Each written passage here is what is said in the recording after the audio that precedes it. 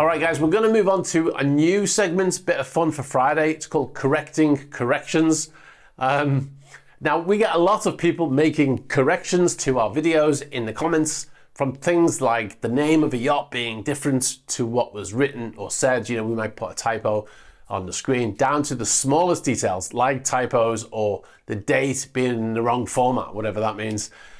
Now, it's annoying when we make mistakes, when we actually make mistakes. And as you know, when we do, we correct important mistakes in the next video. However, sometimes the corrections made in the comments are actually incorrect themselves, hence the correcting corrections. Now, if it's one person saying something, we ignore it. But when there's a reoccurring comment addressing the same thing, we feel the need to address that. So here we have correcting corrections. Now, in a recent SuperYacht news video, episode 306, we talked about a fire on board a yacht off the coast of Virginia, and we said Fort Story was a naval base. So cue the corrections in the comments. Fort Story is an army base, not a naval base. Fort Story is army, not navy. Fort Story, as the name indicates, is an army post. Little Creek Amphi Base is 6 or so miles west of the Lesnar Bridge. And yes, Fort Story is as the name may indicate to someone from the US, is using a naming scheme given to an army base. Having the word fort before the name designates an army base in the US, not in other countries. And it was an army base from 1914 onwards, serving as coastal defences.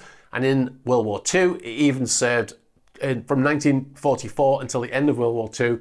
The base was even used to house injured military personnel returning from war in Europe.